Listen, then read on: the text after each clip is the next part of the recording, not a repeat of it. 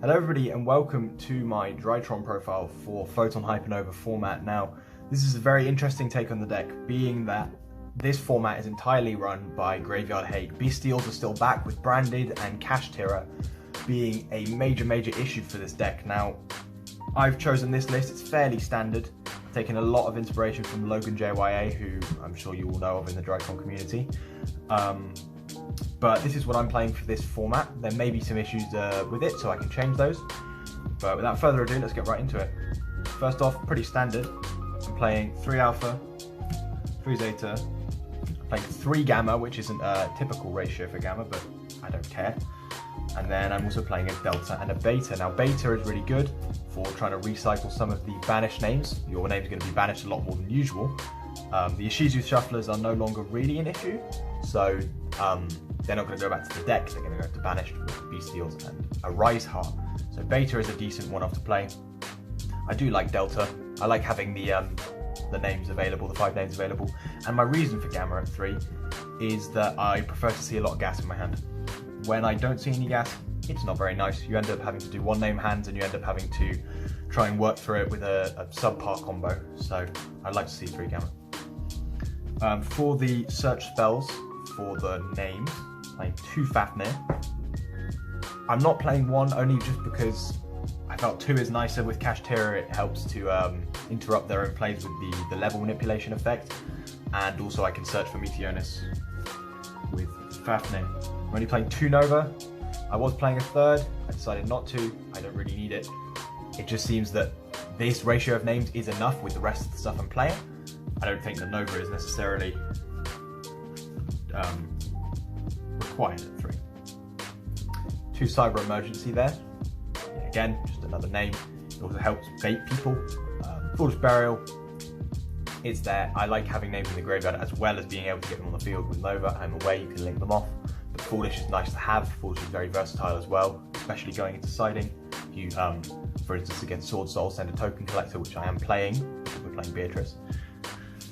There are all the names there. As I said, a fairly standard ratio. I think I'm playing about 20, 21.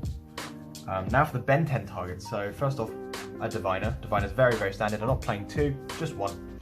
1 does just fine because with the addition of Photon Hypernova, we have the new one, PHHY. This is essentially a pre-prep, but can be normal summoned and is perfect in Drytron. It's amazing. The ceilings of the combos are now so much higher thanks to PHHY, being that you can search a ritual spell and a ritual monster as opposed to Diviner. They're both level 6, or Diviner's level 2, but you're always sending a level 4 of it to search, whether that be Herald or Entis to pop. So both of these are fairly nice. Other than that, playing a Herald. It's Herald, it's good, you might as well open it. It's good for installation, it's good for searching for a fairy, it's good all around. Wish it was at 3, but unfortunately.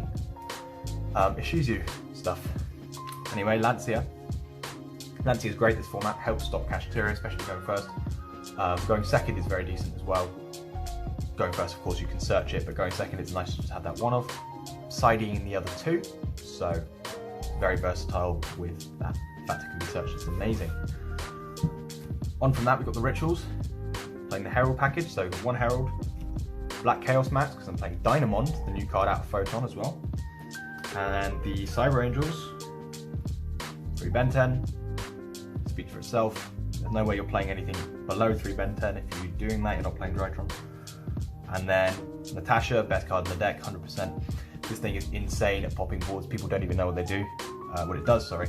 And I resolve it once, and I resolve it again, and I resolve it again, and people just scoop. And then Ida 10 for the combo, for the mainline combo, Alpha Zeta. It's pretty decent. Ida 10's really the one that, if there is room for cutting, you would think to cut. 3 Ben 10 standard, Natasha's very standard, and of course, if you're playing the Herald build, you're playing the Herald build. Lovely Ghost Wrap, by the way, look at this. Beautiful. Ghost Wrap printing on Herald is really nice.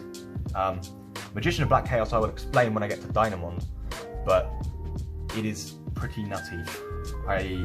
I was playing the Vanity build, that's just how I kind of like to play, lock people out of everything. However, I've switched over to the Chaos Max build just because of the consistency of it and the fact that you can play Perfection a lot easier in this build. Anyway, that's all the rituals. I think there's, how many is there? 7 rituals, I think. unless I'm counting wrong. It's enough. I sometimes do find myself running out, especially when I've looped Ben 10 3 or 4 times, but you know, you're going to run out of resources at some point. Anyway, for the ritual searches, 3 pre-prep because Herald, and then 3 prep. Nothing substandard here other than the pre-prep. Pre-preps are typically not played, just because if you draw either the Herald or the next card you saw, Dawn of the Herald, it's a completely dead card in hand because I'm not playing any other specific ritual spells to be able to search, so it can be dead. It's nice to fake set, and it's also nice as discards for like Nightmare Unicorn and stuff if you really have to, but you'd rather not have dead cards in your hand. However, this combo is just so amazing. Pre-prep is literally an FTK. Well, it's not, but it does so much in the game that you would rather play the risk of having bricks than. So there are all the ritual searches there. Now for the ritual spells themselves, you saw that Dawn of the Herald. This is actually really, really good. I hadn't read this until a while ago, but it's amazing. And 1 Meteornus. Considering bumping this up to 2 with Cash Terror, obviously banishing it is not great, and bumping it up to 2 as well would justify the Fafnir at 2 a lot more, being able to search it out whenever I need it. However, and especially searching it in long games. However, these 2 are fine as they are. Meteornus is just so good. And the last 3 cards, as you've seen, 40 card list, playing 2 tactics and a cool buy. Tactics is just insane against Cash, and cool buy is, you know, cool buy is cool buy. So that'll be the main deck, wrapped up pretty nicely, 40 cards. Moving swiftly onto the extra deck now. First I'll start off with the 2, what's it called, Diviner targets. So Untis is just great. It's a free pop essentially, and it makes your Diviner a level 6 as well, which is just such an advantage. Obviously Herald for the 1-name combo hands. Herald is just amazing for searching. Now for the Xyz. Now this is really where it's up for grabs, because the Drytron extra deck is not very tight, unfortunately. Well, fortunately, to be honest. So I'm playing 2 Mudora. You've essentially, this is basically the one part of the extra deck that is necessary. You need it for the combos, and you need it for literally everything in the game. It's just great. This is another slot that it's up for grabs. I've not actually playtested this much yet. It's between Assembled Nightingale and the little Foucault bird dude. Either way, this is kind of my backup plan against Cash. Lyralust is also decent for going into Downerd and Zeus, consequentially. Just because of the effect that attacking directly and then being able to rank up is very, very nice. You can essentially sit on Zeus like this. In this deck, it's a machine as well, which means under Rivalry you're not going to die. Which is lovely because you can make it on top of Mudora. So playing around Rivalry is very, very nice.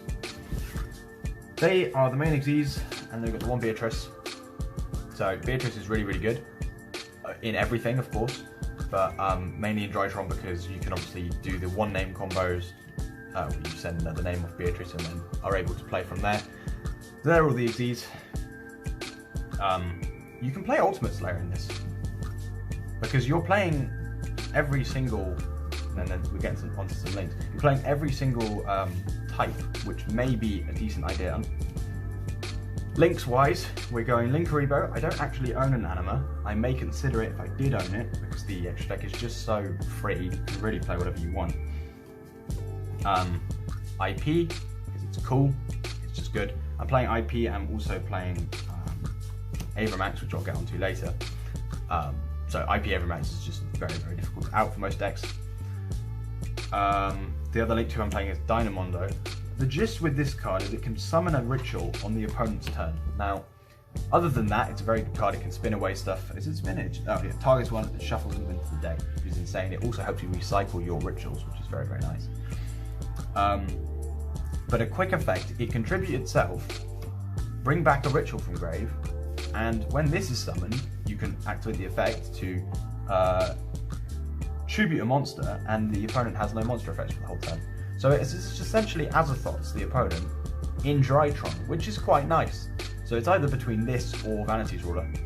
Definitely play this at 1. I'm not sure with Kashteria. I haven't faced a lot of Kashteria, so if they start sniping it properly out of my extra deck, when they start knowing what it does, that might be an issue, so I might play 2. That's all the Link 2s, so going on to Link 3s, Unicorn. And I'm actually doing a bit of a weird thing. I'm playing 3 Link 4s.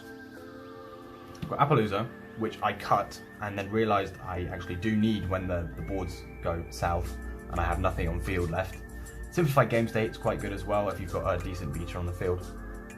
Just to turn useless Drytrons into a decent negate is very, very nice. I'm obviously playing Avramax, as I said, with the IP. Really, the Link 4s here are just toolbox. You can play Underworld Goddess as well. You can play basically anything you want right here. Or you could change these out for another Dynamond, another Herald, or an Untis, and then perhaps another Zeus. I don't own another Zeus, but you could very well play 2 Zeus.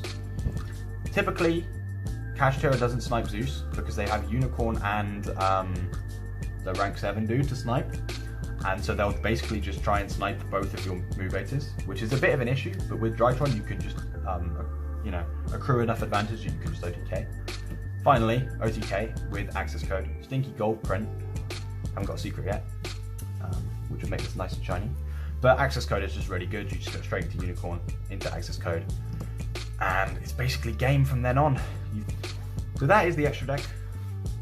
It's fairly standard, as I said. There's a lot of room to make change. There's a lot of room to make change. This is the Link package, very, very standard Link package. These two, you don't really make change. This is fairly standard. The 2 Mubatas are fairly standard, and then you're going to want to play at least a Link Aribo and a Dynamond. But everything past here is very, very up for grabs. Of course, I'm playing the Zeus package here. I'm playing the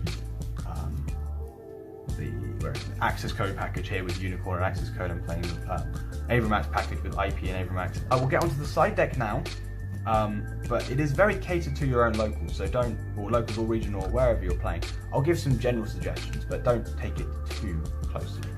First off, I'm going to start with the PHHY targets. Now, we've got Token Collector, really, really good against Sword Soul, a deck that I have seen on the rise in this format because it's supposedly a very diverse format.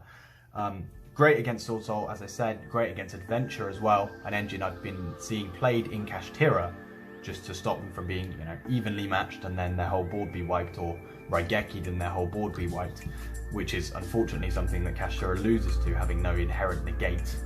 Now, Token Collectors, yeah, very good. Send it off PHHY's first turn. It's pretty much free win against Sword Soul. Mischief of the Gnomes, it's an anti-Kashtira card. A lot of this is anti-Kashtira, to be honest, but it's also an anti-Sprite card, in the fact that you can banish it from your grave. It changes the levels of everything on the field and in the hands, so it can help combat Gigantic Sprite and all of the rank 7 plays for Kashtira. They're the 2 main PHHY targets. I haven't really researched into more. Please feel free to leave them in the comments if you have, because obviously PHHY is just so versatile. Now, more anti-Kashtira stuff, to be perfectly honest. 3 Lava Golem, quick explanation on this, it's just so good in Drytron. We have enough gas without a Choju normal summon or a Divine normal summon to be able to Lava Golem their whole field, or their Arise Heart and their Shangri-La, which is probably the 2 main things we need to get rid of, and then go full combo, essentially, to OTK, perhaps. More anti-Kashtira stuff, 3 Nib. It's good, play it. That's all my explanation there. Yeah, again, more anti-cash stuff. 2 Lancia, the 2 that we're not playing in the deck. Now, it's good to just be able to search 1 Lancia and then search another Lancia. And it's nice to see in your hand if you have 3 in the deck post-siding.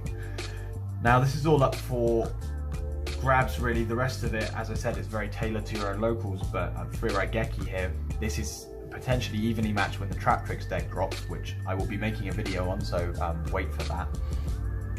But anything, essentially just a board breaker. This can be Lightning Storm, this can be, you know, anything relevant. The third, Tactics. Thrust is arguably better than Talents, but I'm not made of money, so I don't have enough to buy Thrust. Thrust is great though, so you can be interrupted, then search Nova and continue to play. With Talents, it's different because you can steal their Arise Heart, hit and make Zeus, which is great, but there's not the promise of being able to get a free Drytron with Nova or Cyber Emergency and the like. Duster, I felt there was not enough back row hate at all, so I just had to play it. Other things to consider really are Droplet and Lunar Eclipse. Now, I have 3 Book of Eclipse. Whether I'm going to play regular Eclipse or Lunar Eclipse, perhaps in place of the Raigekis, is up for debate, because Lunar Eclipse reads discard 1 card and target 2 face-ups, chain them to face down, as opposed to Eclipse that books everything. So this can actually be used as disruption if you place it. You'll have enough cards in hand from all the Ben 10 searches and anything irrelevant. For instance, if you draw a Mischief for the Gnomes or a Token Collector going first, game 2, you can Lunar Eclipse, set it, discard them, and be able to have the multiple interruptions that come off of that. Likewise with Droplet. Droplet is essentially completely free in Drytron because they benefit from being in the grave, as much as they do from being in the hand. So that's the whole side deck. As I said, it's really up for grabs. Please let me know if there's any more Beatrice targets that I should consider picking up. Anyway, thank you for watching. Tell me if there's any updates to the deck I should make, and let me know if you have any feedback. There'll be a Traptrix deck profile coming soon, and I've cooked up some spice for that, so wait for that on the release weekend. Thank you very much, guys.